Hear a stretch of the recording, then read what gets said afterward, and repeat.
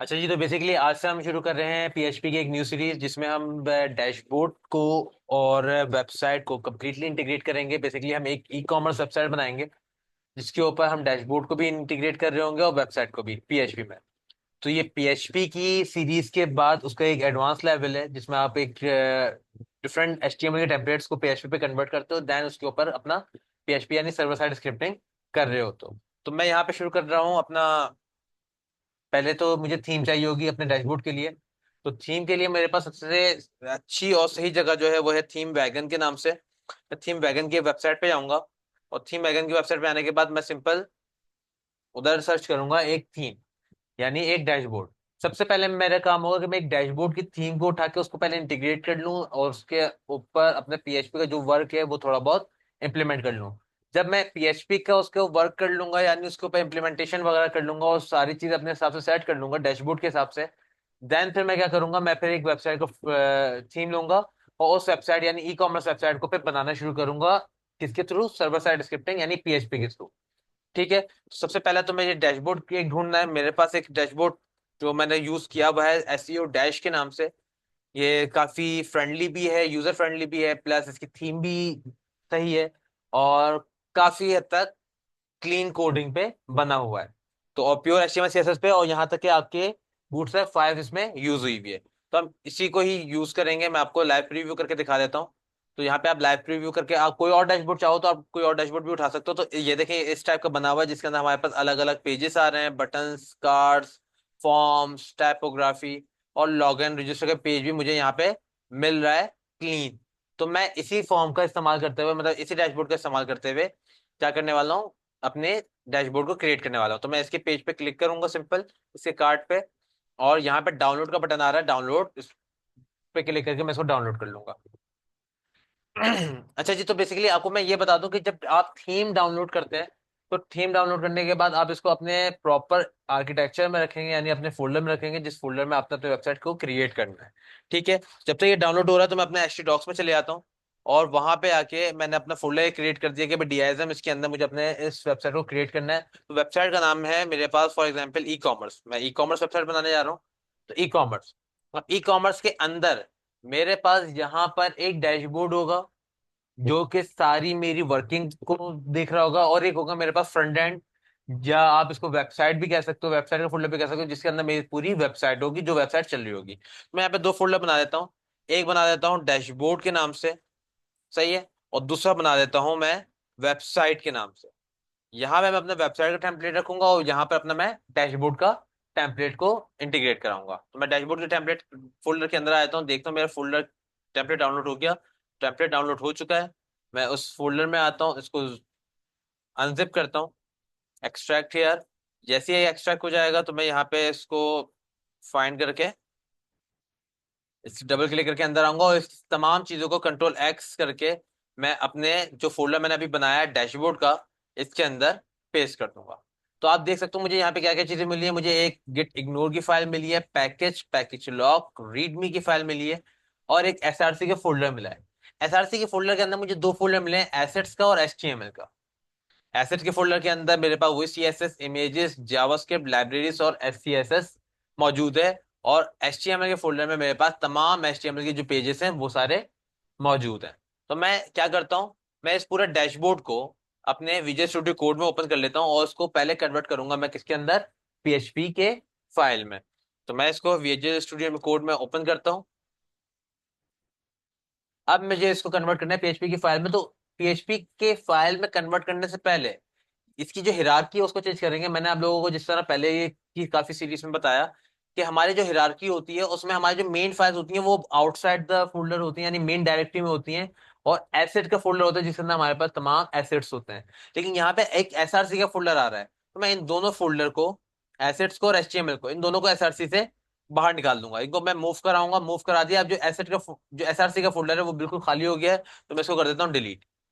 SRC के folder को delete कर दिया। एचटीएमएल का फोल्डर, एचटीएमएल के फोल्डर की जितनी भी फाइल्स हैं वो कोई अंदर नहीं रहेंगी, वो सारी कहाँ आएंगी, मेन पर। तो मैं सबको उठाया और सबको लेकर आ गया कहाँ पर, मेन पर। इसको मैंने मूव पे क्लिक किया, एचटीएमएल का फोल्डर मेरा क्या हो गया है, ब्लैंक हो गया, एम्प्टी हो गया। मैं एचटीएमएल के फोल्डर को भी डिलीट कर देता हूँ। तो जो मेरी हिरारकी मुझे चाहिए थी वो मुझे मिल गई है। कि भाई आपके एसेट का फोल्डर डायरेक्टली मेन डायरेक्टरी में है और तमाम एचटीएमएल फाइल्स क्या है, मेन डायरेक्टरी में है। अब मैं क्या करूंगा, बारी बारी तमाम एचटीएमएल फाइल को F2 दबाकर इसके एंड के पीएचपी यानी एक्सटेंशन को चेंज करूंगा। एंटर करूंगा, नीचे आऊंगा, F2 PHP, enter, F2 PHP. इस तरह मैं सारे ही पेजेस को पीएचपी में कन्वर्ट कर दूंगा। अच्छा, मुझे सैंपल पेज भी चाहिए मुझे पीएचपी में, अदरवाइज जो बाकी पेजेस हैं, ये alerts, button, cards, form, typographic, ये पेजेस मुझे नहीं चाहिए। तो बेसिकली जो पेजेस मुझे नहीं चाहिए उनको मैं कर देता हूँ डिलीट। फॉर्म्स मुझे चाहिए, आइकन टैबलर मुझे नहीं चाहिए, तो मैं जो जो एक्स्ट्रा पेजेस है उनको डिलीट कर देता हूँ। फॉर्म्स का बेसिकली मैं क्यों रखा हुआ है, ये भी पेजेस अगर आपको चाहिए तो आप रख सकते हो, क्योंकि इसके अंदर बेसिकली आपके पास एग्जाम्पल्स के तौर पे कंपोनेंट्स बने हुए रखे हुए हैं कि भाई कौन कौन से बटन यूज कर सकते हो, कौन कौन से कलर्स हैं आपके पास, ये सारी चीजें हैं।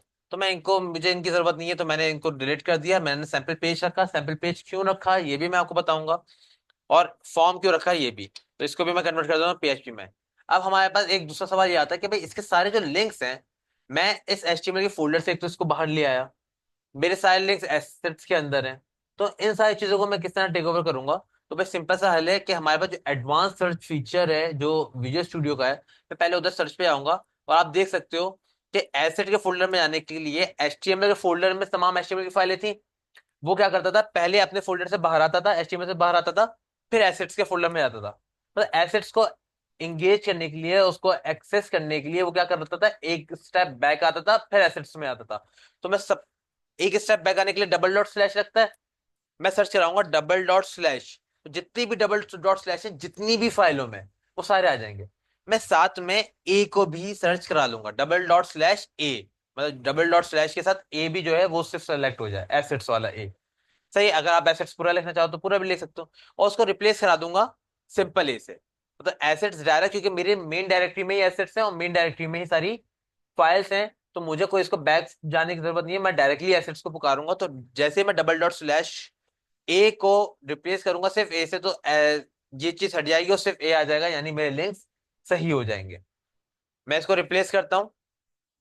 टोटल 17 फाइल्स में 69 अक्रेंस है, वो रिप्लेस होगी, कर दी, रिप्लेस होगा। अब देखिए डायरेक्टली एसेट्स को फाइंड कर रहा है, और अगर मैं पाथ को देखूं तो मैं अभी इंडेक्स डॉट पीएचपी पर हूं, अगर इंडेक्स डॉट पीएचपी में एसेट्स की फाइल के अंदर सीएसएस, सीएसएस के अंदर स्टाइल्स डॉट मिन डॉट सीएसएस है।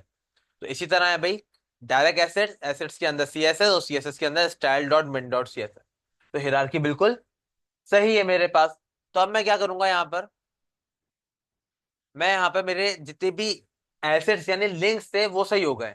अब मैंने इन सबके एक्सटेंशन चेंज कर दिए, डॉट एचटीएमएल से क्या कर दिया है, डॉट पीएचपी। तो जितनी भी एचआरएफ लगे हुए होंगे, एचआरएफ लगे हुए होंगे एंकर्स में, उस सब में तो डॉट एचटीएमएल लिखा हुआ होगा, मुझे उन सबको डॉट पीएचपी करना है। तो फिर मैं दोबारा एडवांस सर्च का इस्तेमाल करूंगा, और यहाँ पे जो सर्च कराऊंगा वो मैं कराऊंगा डॉट एचटीएमएल।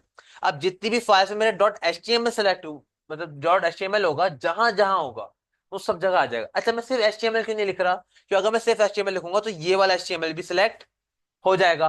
डॉट एचटीएमएल का मतलब भी यही है कि वो एक्सटेंशन वाले एचटीएमएल की बात कर रहा है, जैसे कि ये देख रहे हो, सिर्फ dot HTML index dot HTML के साथ ही आ रहा है, ऐसा ही है। तो मैंने डॉट एचटीएमएल सिलेक्ट कराया, उसको मैं कन्वर्ट कैसे करूंगा, डॉट पीएचपी, डॉट पीएचपी से मैं इसको कन्वर्ट कर दूंगा। रिप्लेस ऑल पे क्लिक करता हूँ, और 173 अकेरेंस। आप खुद सोचो कि अगर मैं एक एक फाइल में आके इसको चेंज करने बैठता तो 173 जगह जाके मुझे इसको चेंज करना पड़ता है, और यहाँ पे मेरे एक क्लिक में काम हो रहा है। रिप्लेस करते हैं, तो इस तरह मेरा पूरा का पूरा फोल्डर, मेरा पूरा जो मैंने अभी एचटीएमएल में डाउनलोड किया था, जो डैशबोर्ड, वो पीएचपी में कन्वर्ट हो गया विद इन कुछ कपल ऑफ सेकेंड्स। मैंने अपना पूरा डैशबोर्ड किसमें कन्वर्ट कर दिया, पीएचपी में कन्वर्ट कर दिया। चलें आप इस देखते भी हैं कि इसका यूआई कैसा है, ये हमें दिख कैसे रहा है। तो मैं जैम को ओपन कर लेता हूँ, और जैम को ओपन करने के बाद मैं यहाँ पर इसको रन करवाऊंगा। दोनों चीजों को स्टार्ट कर लेते हैं, अपाची को भी और माइस्क्वेल को भी। जिसको नहीं पता कि जैम क्या है और इसको इस्तेमाल कहाँ करते हैं, तो वो पीएचपी की जो बेसिक सीरीज है वो भी देख सकता है, जिसमें जैम को इंस्टॉल करने का और उसको इस्तेमाल करने का तरीका भी बताया हुआ है। तो मैं यहाँ पर अपने क्रोम पे आऊंगा और आके यहाँ पे लिखूंगा लोकल होस्ट कॉलन 88। जैसे 88 लिखूंगा मेरे पास यहाँ पे पूरा फोल्डर आ जाएगा, और उसके अंदर मेरे पास जिस फोल्डर में मेरे पास फाइल है वो 8F+8E है। उसके अंदर डीआईएसएम, डीआईएसएम के अंदर एक फोल्डर बनाया मैंने ई कॉमर्स का, और ई कॉमर्स के अंदर एक डैशबोर्ड है और एक वेबसाइट है। तो मुझे कहाँ जाना है, डैशबोर्ड पे आना है। जैसे डैशबोर्ड पे क्लिक करता हूँ तो देखो मेरे इंडेक्स फाइल बिल्कुल सही से खुल गई। और by default index dot PHP खुली है, तो इसलिए इंडेक्स डॉट पीएचपी लिखा हुआ नहीं आ रहा। इन बटन्स का तो कोई काम नहीं बचा, क्योंकि इनको तो मैंने डिलीट कर दिया, सिवाय फॉर्म्स के। चेक करते हैं फॉर्म्स पर क्लिक करके क्या मेरा पेज रीडायरेक्ट हो रहा है। अगर एक्सटेंशन सही से चेंज हुई होंगी तो रीडायरेक्ट होगा, वरना तो एरर आ जाएगा। क्लिक करता हूँ तो देखो मैं फॉर्म से पहुंच गया। इसका मतलब है मेरी सारी चीजें बिल्कुल सही हैं। ऑथेंटिकेशन, लॉगिन और रजिस्टर पे आते हैं। लॉगिन पे आते हैं, देखो मैं लॉगिन में पहुंच गया। रजिस्टर पे आता हूँ, मैं रजिस्टर पे पहुंच गया। यानी मेरे सारे पेजेस पेजेस जो है वो डॉट पीएचपी पे बिल्कुल सही वर्क कर रहे हैं।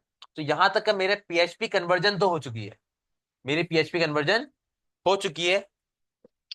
तो अब हम नेक्स्ट वीडियो में देखेंगे कि हम इसमें किस तरह लॉगिन रजिस्टर करते हैं। मैं बेसिकली इसकी नेक्स्ट वीडियो में करने वाला हूँ login register with pure authentication, कि जो यूजर आए वो ऑथेंटिकेटेड हो कि भाई वो यूजर जो है वो एडमिन है या कोई और। अगर कोई और होगा तो वो डैशबोर्ड में नहीं आना चाहिए, क्योंकि डैशबोर्ड एक बहुत ऐसी चीज है जहां से आपकी पूरी वेबसाइट का एक्सेस है, जो आपकी पूरी वेबसाइट को एक्सेस करी हुई है। मतलब सारी कंट्रोल वेबसाइट आपकी डैशबोर्ड के थ्रू हो रही है।